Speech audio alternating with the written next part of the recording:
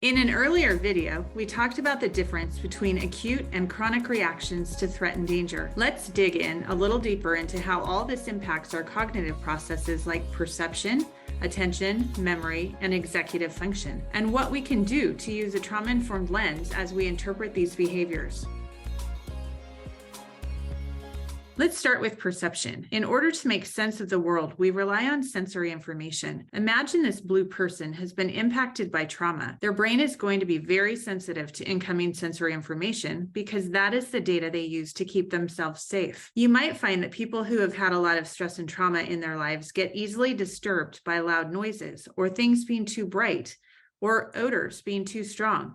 When sensory information is how you determine safety or threat, it's adaptive to have it turned up and amplified. Knowing that this behavior helps keep us safe, we can use a trauma-informed lens to reframe this behavior as helpful. What can we do if we are interacting with someone who is more sensitive to sensory stimuli? For one, we can help the individual know what to expect. Maybe we tell them it's going to be noisy so they can prepare. We can also anticipate the sensory information that might be triggering. Is there a particular noise, a smell?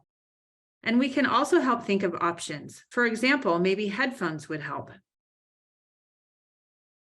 Attention comes in several flavors, including selective, what we are focusing on right now, and divided. When we are focusing our attention, we are directing our attention to something specific while not paying attention to the other things going on around us. That is called selective attention. Divided attention is when we direct our attention toward everything going on around us. All of that, we pay attention to everything. For someone who has experienced a lot of threat and trauma, their brain is really hypervigilant, and they need to be noticing all things around them.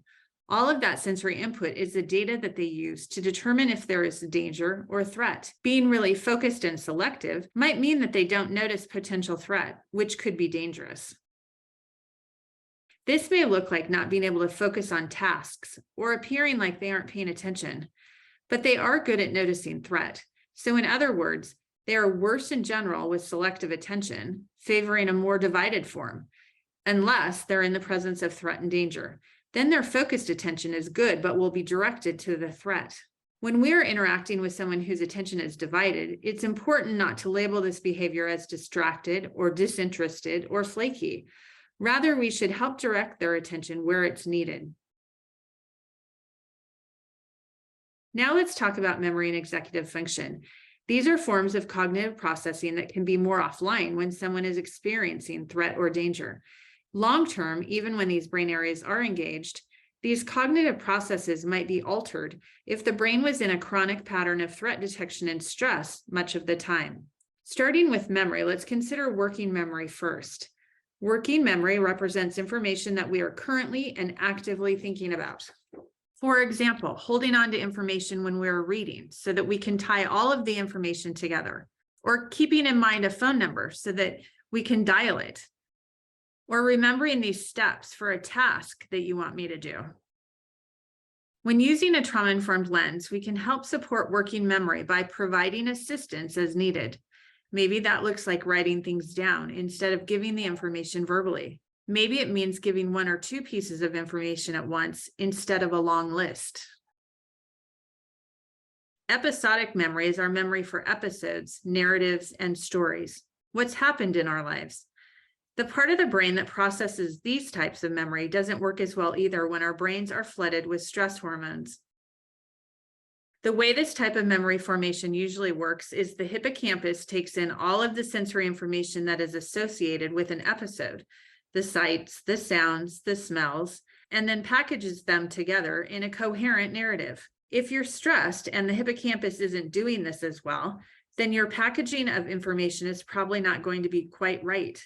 It might be missing things. Those fragments might be packaged incorrectly, or they might be distorted or wrong.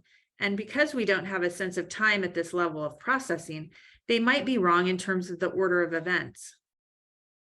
Again, a trauma-informed lens helps us reframe this behavior. We can understand that when a brain has been in a chronic state of threat detection, the survival areas of the brain are the most used.